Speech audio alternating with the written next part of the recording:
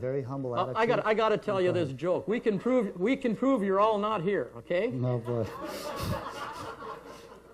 Here's the joke. It's an old Abbott and Costello joke. Okay, we'll run this one. Are you in L.A.? No. Well, are you in Chicago? No. Better get a Canadian. Are you in, well, let's get a Canadian. Are you in Vancouver? No. Well, then you must be someplace else. Yeah. Well, if you're someplace else, then you're not here. They themselves in fiction will laugh at and enjoy the humor and the irony that is happening. But just go back to staying on point. It is so important to stay on point. They have no, if you're going to come in there and use truth language, give them authorization to join. They will join with you. They will try the volition of your thinking. If your volition can sustain, you will be able to go through the borders. You will be able to travel the planet. And you will take a very humble and honest attitude towards people. We're not here to bash Canada. We're here to safeguard everybody. Give everybody a claim. You know, if you feel that taxes is not your forte, well then, sue them in the truth. Sue them to show you a law so you can perform your obligation. Yeah. And when doing so, it'll be a very much so a learning experience for everybody that is involved in the court, including clerks, because you have to swear in your clerks, you have to swear in the stenographers, you have to swear in your marshals, and you have to pretty much have your own staff there. You have to have your own room, so you have to order such and such through your room and get everything there in unity with time, space, and planes, pretty much. And when you get there, be very... I'm in trouble. I'm on an elevated plane. See? Be very confident that whenever you deal with clerks, anybody with a bill of lading, you must use this phraseology from one postmaster to another. If you do not use that phraseology, you will shoot yourself in the foot.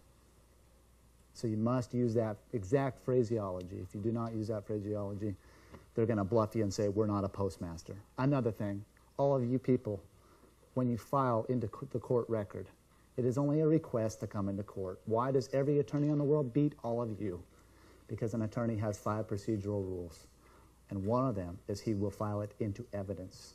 You must file your paperwork into evidence so you can come out. We had the privilege of going to your Canadian courts here a week ago. Yeah. And they were flying, of course, the Canadian flag, speared on them, denoting we're all under capture, whether we like it or not. That's the way it is. And we come to court, and the people's paperwork was out of order. It was a mess. They were contradicting themselves all over the place. And the judge, of course, was doing a great job of obstructing here. I mean, beautiful. It happens all across the world. Everybody's an obstructor. No one wants to be accountable for anything. Of course, they want to do to all of us, but not be accountable. And so when we come to court, they're always going to deny you that I'm a postmaster. I couldn't be a postmaster. So you physically have to walk them through it and prove to them why they are a postmaster. I place my authorization through the stamp, making me postmaster, across the stamp. I can't help but notice, and if you notice on the customs, wherever that, the authorization, they have to initial it. They can put their signature, their simulation, but they must place their file stamp over your stamp to put you into joinder. And I could go on and on about procedures, but we're not giving too many procedures. We're telling lots of court stories. So. Yeah. Could you just finish you mentioned the attorneys have 5 procedures. Yeah, about 5. They have more. But one key one is when you file your paperwork and you pay your fee. Now, some courts, they don't require you to pay a fee. Now, that's in and of itself an interesting little trick, because if there's not an exchange in commerce, you don't have enforceable contract. So there's a few things you got to watch there. When you file your paperwork, as Russell said, that's only a request to enter the land of contract, which is the court. When you in fact get inside the well of the court, now you are in the land of the contract. You notice now I was talking in prepositional article noun phraseology. You are in the land of the contract. That is where you must get your contract filed with the evidence sticker and get it authorized. Because now you have, in fact, your paperwork or your claim or whatever it is that you're going in force. Make sure it's a certified copy also. And that is a key thing, because if you enter in there without getting that accomplished, then you're actually giving testimony without foundation. It's violation of the rules of continuance of evidence. They're not going to tell you that. That's a trick so they can beat you. That's why they put all of you Canadians in the little prisoner's box they got there. They put you in the box. And have the attorney inside the well of the court, because he files his evidence into the court record. And of course, you do not. So, it will be a very amazing feat when a Canadian can walk into court and get the evidence sticker on there. It'll happen. And I will personally happen. have a lot of respect. I have a lot of respect for anybody who tries this. I'm doing it. I know you are. You're doing it. You're doing it. You're doing it. And I have a lot of respect for anybody. In fact, I have a lot of respect for Mr. Mann, who's invited us and asked us to come up here and talk. I understand that the papers have been giving him a bashing, and to look around here and see the to see everybody, different ethnic backgrounds. This man could possibly not be far from a racist. So, kudos to Mr. Mann. Yes. How do you eliminate the law of boxing with regards to getting into that box when you're giving evidence? You can't. You can't really. What you must do is any time that the question is, how can you eliminate the rules? So can't. Yep. Look, I'll pick this one up. He says, how do you deal with the issues of boxing within the court? Well, anything within the box, it's called an interpolation, is removed from the plane. Like, okay, now I'm standing up here, I'm on an elevated plane here, I'm on a different plane of pleading within the well of the court. And so I am immune unless someone can either capture me, like the old game of capture the flag, or get me where I, by my volition, will join with someone's contract or filings. What we have done in our paperwork is we actually write right within our paperwork that we forbid the boxing and those tricks and traps that they want to use to be able to negate your position. As you become experienced, one of the things that I would strongly suggest, anyone who's using this, take the time when you have time to go sit in your courts and observe when you're at no risk, when you're not under pressure, and sit and watch. Take a look at how the courts are laid out. Study why they are laid out that way. Watch what's going on, and then figure out why things are being done the way they're being done. There's reasons for all of these things. And that way you can have an idea of now how you need to proceed through this maze and through the tricks and the traps, irrespective of what they throw in your way, so you can achieve what you're wanting to achieve. I'll give you guys an analogy. We come to federal court, and the man that we come to court with isn't a very responsible person. Yeah. He is an anarchist all the way, and he's my friend. But I'm there to protect the court. That's my first and only motto, is I'm going to disqualify my own people, unfortunately, because they have no sense of what they're doing. Truly. You have to flat know it. And the man comes to court and he files in a cross-claim, and he piggybacks his claim on the United States of America's claim. Well, the man comes into court, identifies himself in the noun, claims Title IV, and goes, Your Honor, he's speaking in quantum. And the judges acknowledge, this is what we call quantum speak. But the intimidation factor is very high. They bring in about 100 marshals. They sit, Gordon and I, in the second row. They surround us with goons all the way when we come in, trying to push us around, and we're like, hey, from one postmaster to another, you've got no authority, you've got no authorization, get out of my face. They sit two big goons in front of Gordon and I, and instead of watching the court, they turn their chairs around, and they sit right in my face like this. Well, I'm blind, it don't work. And then I asked the marshals. How do you stare down a blind man? Yeah, right? I asked the marshals. Yeah, and I asked the marshals, well, this guy's blind. Are you guys crazy? You can't stare down a blind man. He can't see you. And the intimidation is high. So, of course, the man steps through the bar, and right away, the bum rush, marshals all over the place, right in his mug. Intimidation. And the guy gets scared. And, he's a tough guy. He's a bodybuilder. He's a tough guy, pretty tough. He likes to fight and this and that. So that's why he's an anarchist. I don't quite condone all that. And he locks up. And when he locks up, he goes to jail. Well, they let him out because his paperwork is kind of okay, but he can't prove what he's actually saying. He fails to pay the fee. He fails to do a number of things, but he piggybacks it on the United States. It was on a student loan for like $3,500. So he comes, gets out of jail, or doesn't get out of jail. They let him back into the well of court. The main thing that I'm trying to point to you is watch the symbolism in the court. It is there for a reason. When we showed back up to court the next, it was 2 days later, they ran, what was it, 2 courts in front of them. There was Two courts in front of them. Actually 3, because there was 3 clerks in there. Yeah.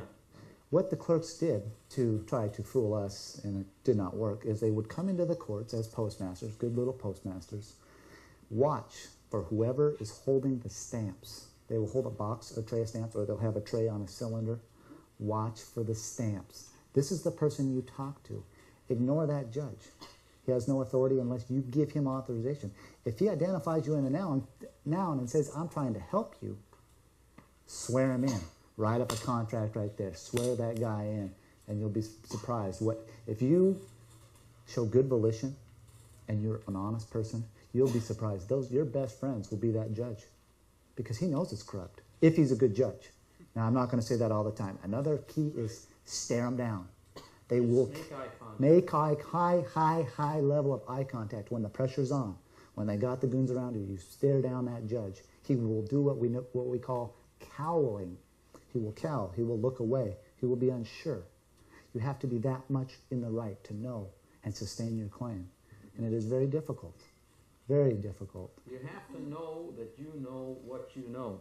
And you're letting that judge know that you know what he knows that you know. That's actually what it takes, because there has to, the level of conviction must be this. And this is the reason why this is important. If you have done your homework and you have the knowledge, much of that fear will be removed. And start with small things. Don't go in when you've got a lot of big things. See, there's strategy involved. And it's a learning curve. All of us had to learn to walk or crawl before we could walk, and then we had to learn how to walk well before we could run. It's the same thing with this. And it takes time. It takes a lot of time. I'm with it 5 years now, and we're pretty proficient. But we could go on with many, many stories. We come into court. Yeah. I'll win. Come into court 3 years ago. I was in. Oh, go ahead. Take your question first. Sorry, up to right.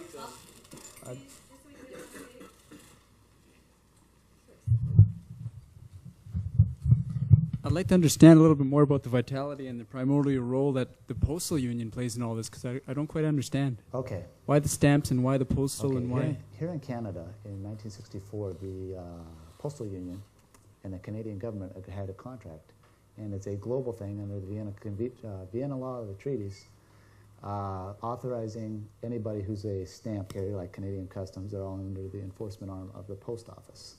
They're run out of Bern, Switzerland. That's who we are currently involved with. Switzerland? Burns, yeah. Yes. B-E-R-N-S, Oh, yes. okay. Switzerland, I'm sorry.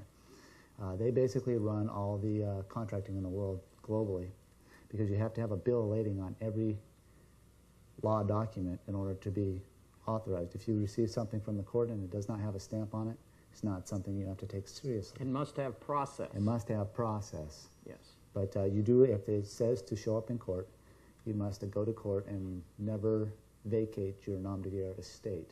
You must show them the errors. I'm here to safeguard the court. There's some Your Honor, Gordon can tell you a lot. Yeah, I can tell you one of these. On this is Yeah. when we go to court, Your Honor, there are some procedural things that I have questions on. And you break down the procedures on the bills of ladings if there's no stamps on it. Does that kind of answer your question? Yeah, it does a bit. I'd like to see some more literature on that, if you can point that out later on towards the end of your talk and Sure, stuff. And sure. Yeah, Now, thanks. you can find a lot of that information on the internet.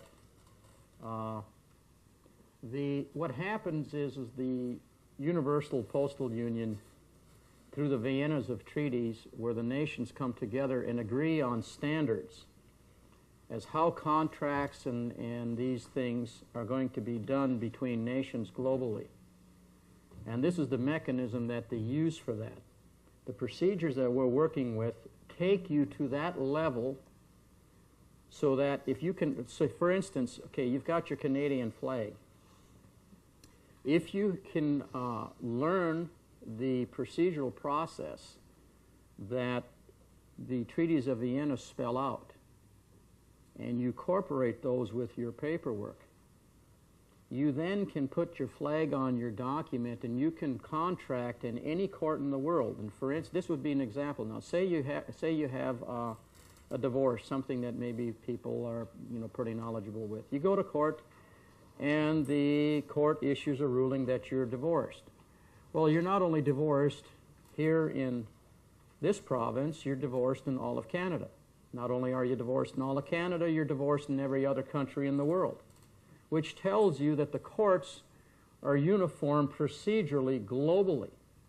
The mechanism used is like treaties of Vienna, where you have pretty much a standardized procedure globally for contract. All the flags are is an advertisement for contract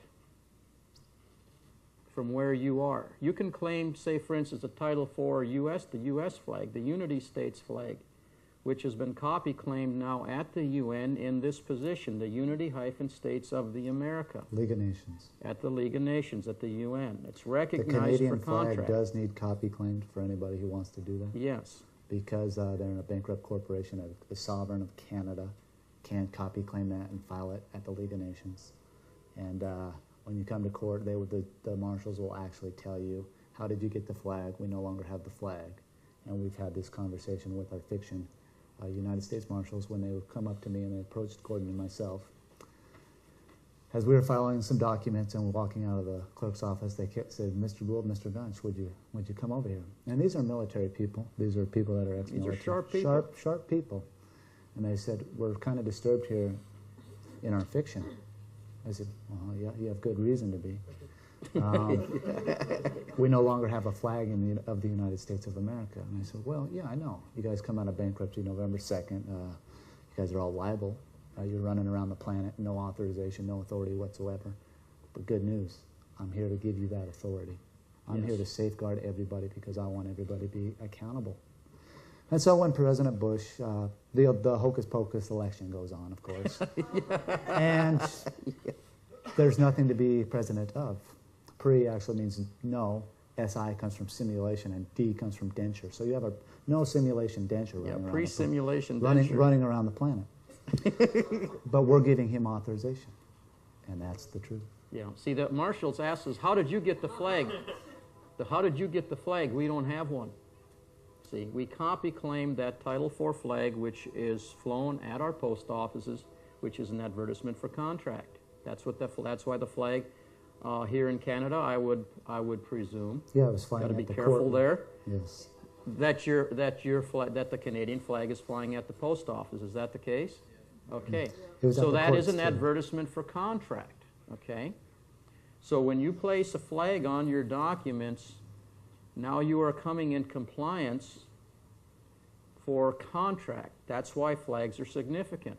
In the U.S., I'm going to give you an example. In the U.S., most of the time we'll have a Title IV flag that has fringe on it. And then most likely it'll probably have the gold eagle on the standard. The eagle that's on the standard takes precedence over the flag. But the gold on that Title IV flag, which has specific dimensions, is a desecration of the flag. The reason they do that is it suspends the procedure. The thing is do you know that? And are you willing to claim it?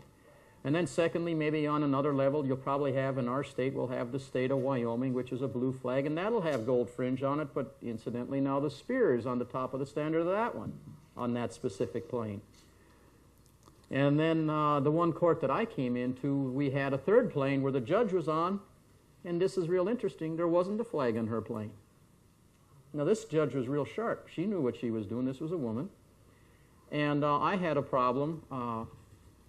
The state was kind of on my case because I'm kind of not necessarily a radical, but I'm not real well loved by them because I call them on some of the things they do.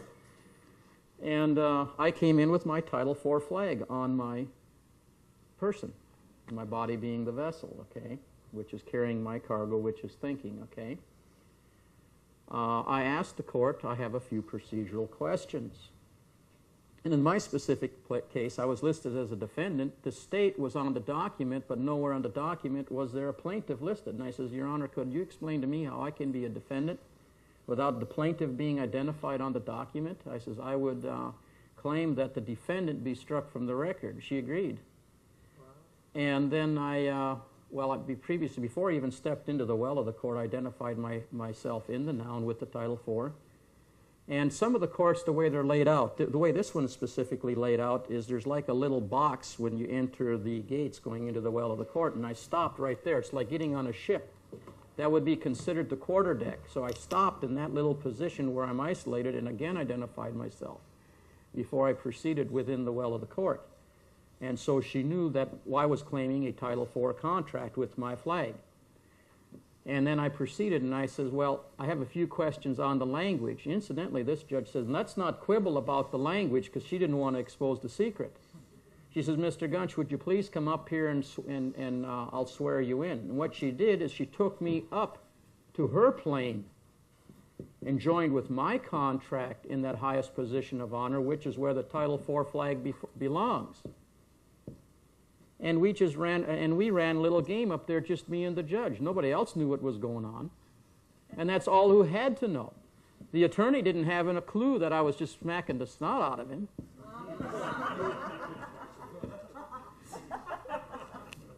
She asked me, this actually had to do with Russell's case. I mean, the attorney violated all the rules of continuance of evidence. I just let him go. I figured he cleaned my closet from the time I was born till the time I showed up in court. I says, that's fine. I says, it'll just show him how much authority he's got, which is none. And so the judge asked me a